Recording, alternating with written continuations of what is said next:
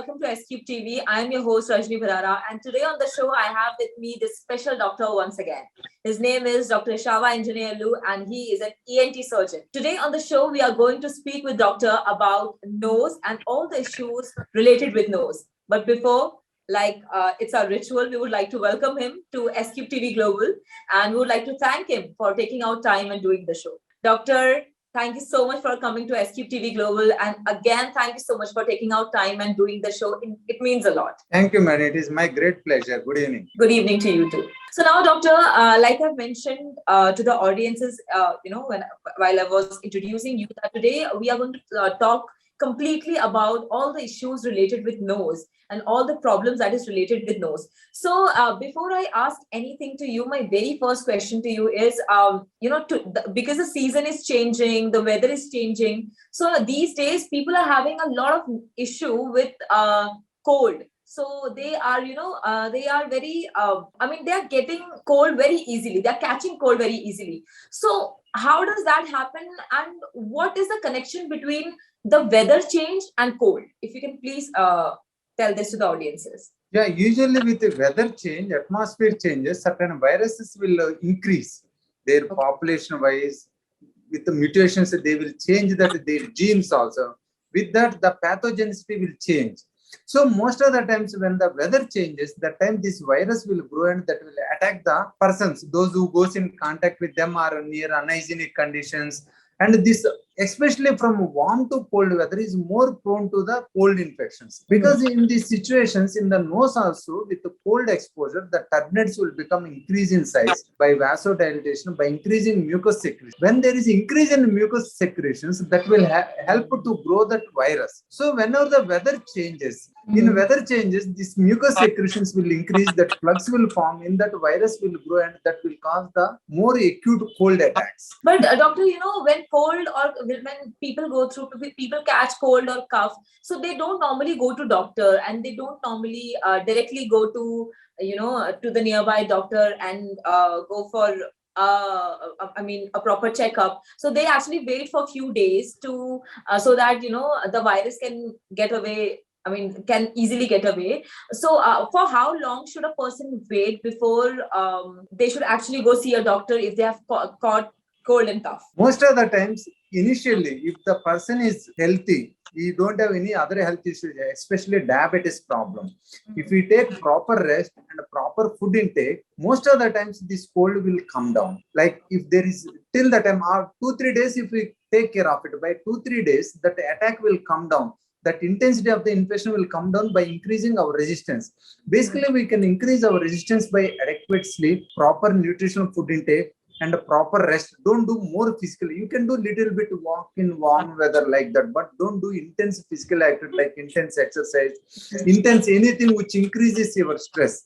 So taking rest along with the proper sleep, along with the proper food, and along with that, if you take a proper steam inhalation, that will dislodge your mucus plugs.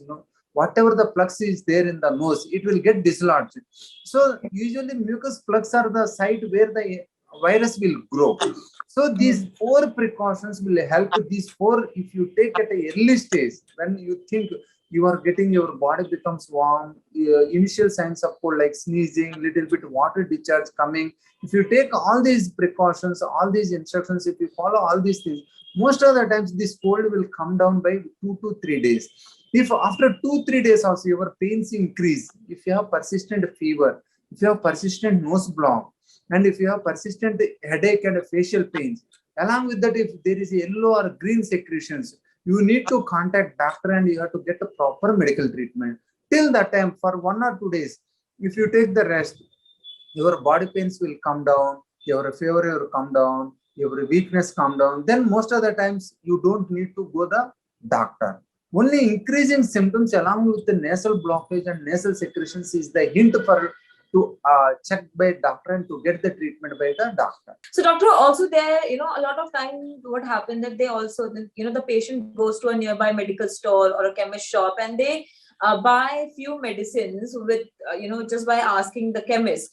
So at that time, the chemist actually prescribes them a cough syrup or, few medicines or few tablets. So at that time, would you recommend them to go take a cough syrup if they are having cough or cold. So would you recommend them to go directly to the chemist and take whatever they are prescribing? I will not advise, but if a healthy person who has little bit cold initially with the body pains, he can take paracetamol, no problem. He can take antihistaminic, no problem. If 1 or 2 days, if you take your problem coming down, no worry, it is fine. But prolonging your medical prescription without doctor for a long time, after 2-3 days also problem persists, just you are taking antihistaminic or analgesic, it is not good at all. So initial 1 or 2 days for a healthy person, it is fine. But after that, if your problem increase, don't take that chemist prescription. Go to the doctor, get a proper medical treatment, total treatment. That means antibiotics, antihistaminics, nasal drops, if antacid, if there is a gastric. So take the proper total course of the treatment. If you don't take total course of the treatment, this will go into chronic stage. That is not good at all. Also, doctor, what happens is when a person is going through cold, so a lot of times, especially at the night time, what happens is the nose gets blocked. So they have a lot of issue in breathing. So only when they sit for some time, they, the nose opens and they are, able to breathe with the nose. Otherwise, they mostly have to breathe with their mouth, when the cold happens and the nose gets blocked. So now what people are doing is they are going to the doctor, or I don't know if they're going to the doctor or not, but I've seen a lot of people, what they're doing is they are buying those small drops, those boxes of drops that actually they put into their noses, and it automatically opens the nose for a continuous 12 hours or 14 hours. So, such drops were not available, but now such drops are available, especially for the kids also, and also for the adults. So you are being an ENT surgeon. Would you say that those drops that people are using to get their blocked nose open, would you recommend them, and would you say they are safe and healthy? It is not good at all, but once in a while, when rarely if you have acute attack, your nose gets blocked, but once or twice it is fine. But using nasal drops daily for opening of the nose, it is not good at all. It will increase your problem even after treatment due to rhinitis medicamentosa. That means rebound congestion. It is very serious adverse effects of the nasal drops. So it is not good at all. But once in a while, if you don't have doctor, or if you have severe nasal blockage due to early cold, you can use once or twice, not more than that. If you need to use the drops for a long time continuously, daily you are getting nose block, you are going to use, it is not safe at all, it is not good at all. Even with that situations, we may miss the diagnosis, you may miss your actual problem. That problem may go up, increase day by day, especially nasal polyps, turbinate hypertrophy, sinusitis, all those things. So don't use that drops for a long time. Once in a while, acute stage, once in a while, you can use once or twice for acute cold. Don't use that. It is not advisable at all. Even that nasal drop, those who are giving ads also, they will specifically say under physician prescription, under physician advice. So always it is, you use those drops under physician advice, depending on, he will tell how many days you need to continue. So don't use for a long time that nasal drops. Okay. So what are the severe effects that it might have later? So if one continuously is using those nasal drops? Yeah, it is not good at all. With the drops, patient will develop rhinitis medicamentosa, that is rebound congestion of the mucosa. Even after medical treatment, if that happens, very difficult to clear that rhinitis medicamentosa problem. So don't use that. And the second thing is, if there is a severe infection inside or some tumors condition, some polyps, so they are using drops, their nose gets open up, they use again. So till that time that problem goes severely, patient may miss and will not attend the doctor. So it is not good at all. Okay. So doctor, what is the easy way to open a blocked nose? Usually, if you have once in a while, rarely, better is do some pranayama breathing exercise, that means forceful inhalation and exhalation through alternate nose. Second one is steam inhalation. These two are the very good remedies for opening of the nose. Effective. Don't use nasal drop. This breathing exercise and steam inhalation, use that. If there is a more problem, use an antihistaminic tablet for temporarily 1 or 2 days.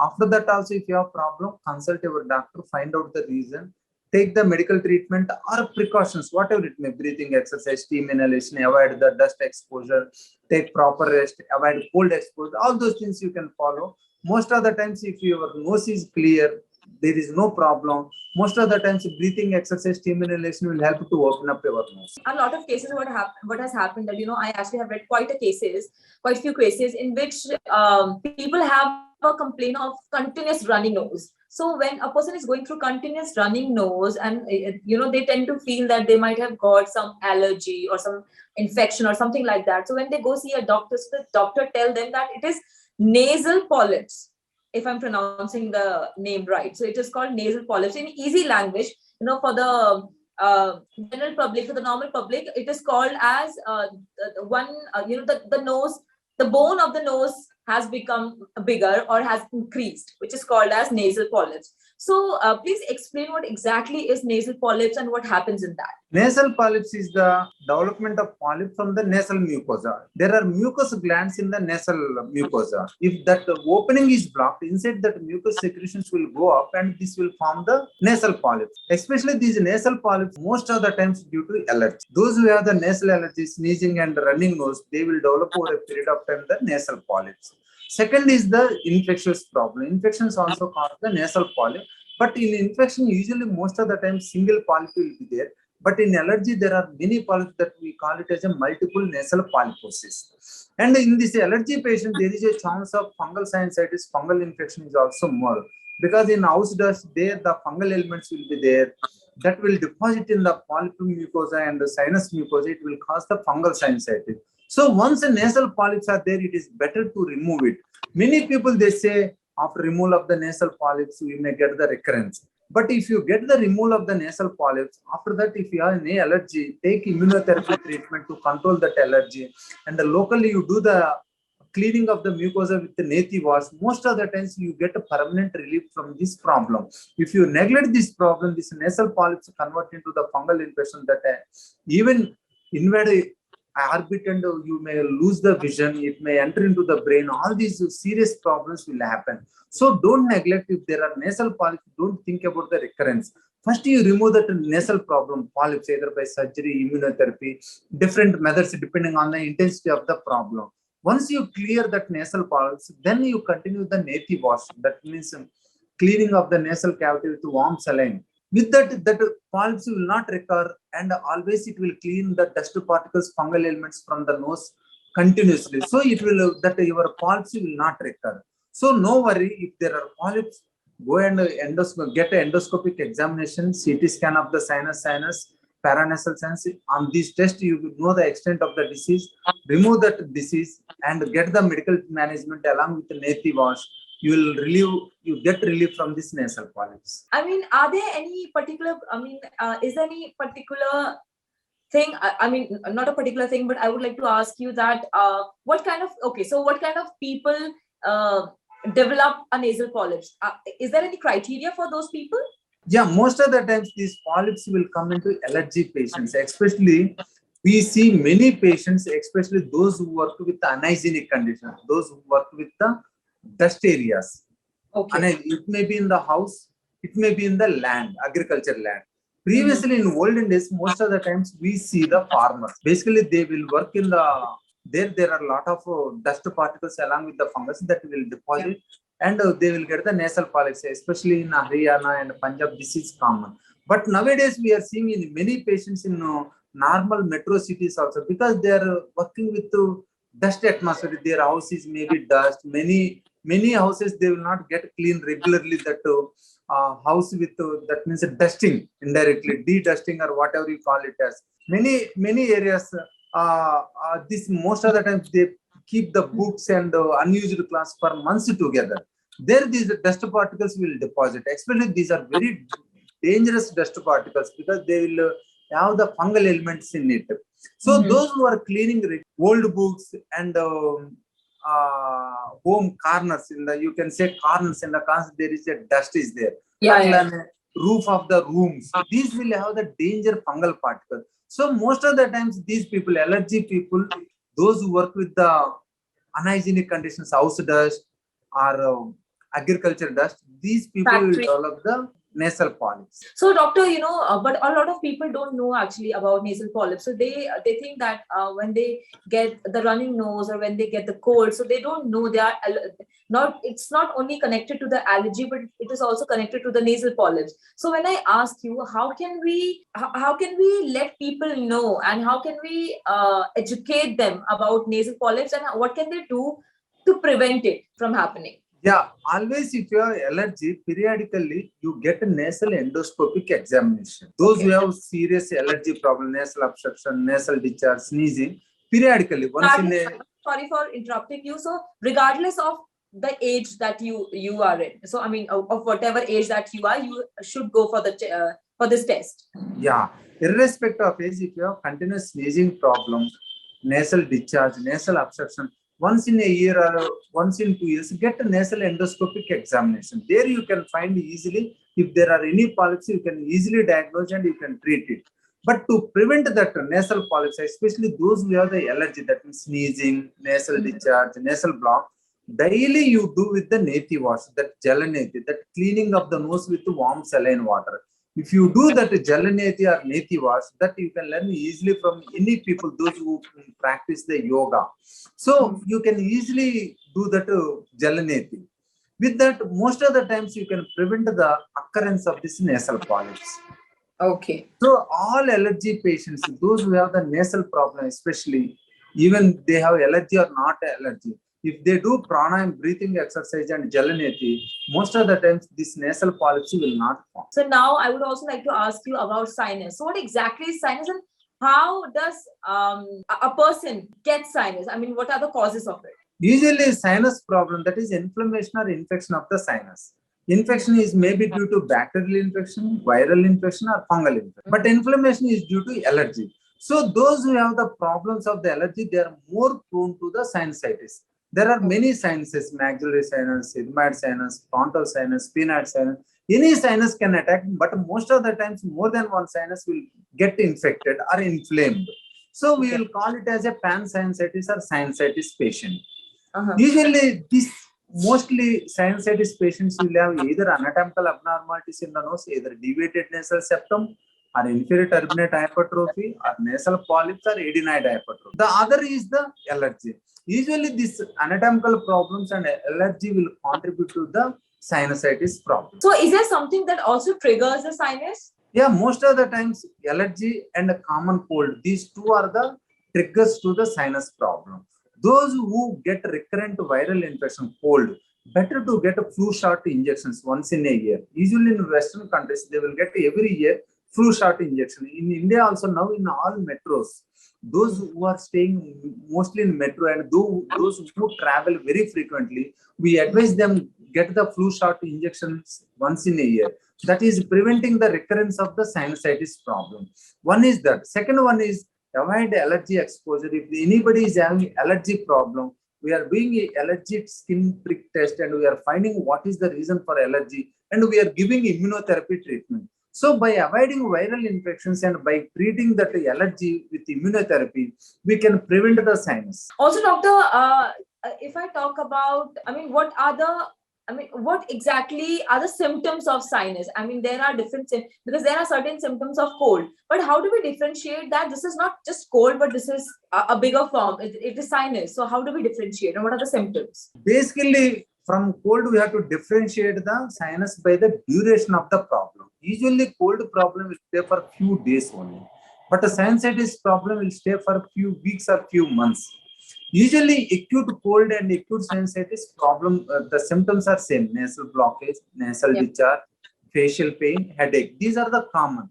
But those who have the problem more than 1 week, 2 weeks, 3 weeks, these patients will have the sinusitis problem. So mainly duration will differentiate between cold and sinusitis problem. Okay. More days, more chance of the sinusitis. So is there any particular treatment that should be taken care of, or that a sinus patient should definitely go for? Yeah, usually once you diagnose, if there are no polyps on endoscopic examination, in CT scan also there is no much sinusitis, only minimal problem. You can treat initially 1 week, 10 days medical management, antibiotics, antihistaminics, nasal drop. After that, if there is allergy, ask the patient to go for immunotherapy. If there is any sneezing problem also, we ask the patient to take few months antihistamine. Mainly along with this medical management, we will ask the patient to do Jalaneti and Pranayam daily. Regularly, he has to do Jalaneti once or twice a day, same Pranayam once or twice a day for 15 minutes to half an hour. That will help him to clear the nose and to keep the nose very healthy. Along with that, we ask the patient, don't go into too much cold weather. Better to expose morning and evening little bit warm weather. Along with, we have to check the patient vitamin D levels also. If the patient vitamin D levels are low, there is a more chance of sinusitis problem. So we treat the patient from all sides. We ask the patient to avoid allergy exposure. We ask the patient to do moderate exercises and moderate sun exposure. If there is a vitamin D deficiency, we treat that vitamin D deficiency. Along with that, Jalaneti and breathing exercise will help the patient a lot. I would also like to know, a lot of people also say that sinus is something that cannot be completely cured. So as an ENT surgeon, what would you like to tell? Can sinus be cured or not? Yeah, if you find the problem properly, if you both the doctor and patient will target a cure of the disease, most of the times this can get cured. Basically, along with the medical management, with the doctor knowledge, patient cooperation, indirectly patient following instructions is very important. We treat the disease by medical management or surgery depending on the need. Most of the times, if there is no much sinus problem, we treat medically. If there is a much sinus problem along with the polyps, we treat with the surgery. Once after surgery, patient has to follow the main instructions of the doctor. That is immunotherapy. If there is allergy, Jalaneti and Pranayam. He has to follow this many years, indirectly or lifelong.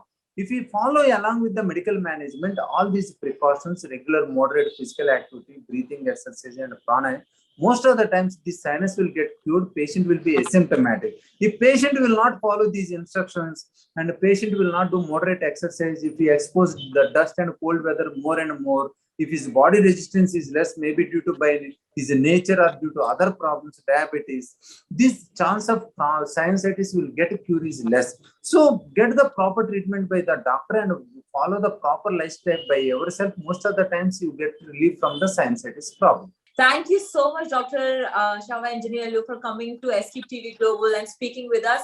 It was again such an informative episode, and I'm sure people must have gained so much out of this episode and out of what all knowledge you have given. So thank you again for doing the show and coming to the channel. It means a lot. Thank you. All right, guys, that's it from SCube TV Global. Keep on watching and do subscribe to the channel.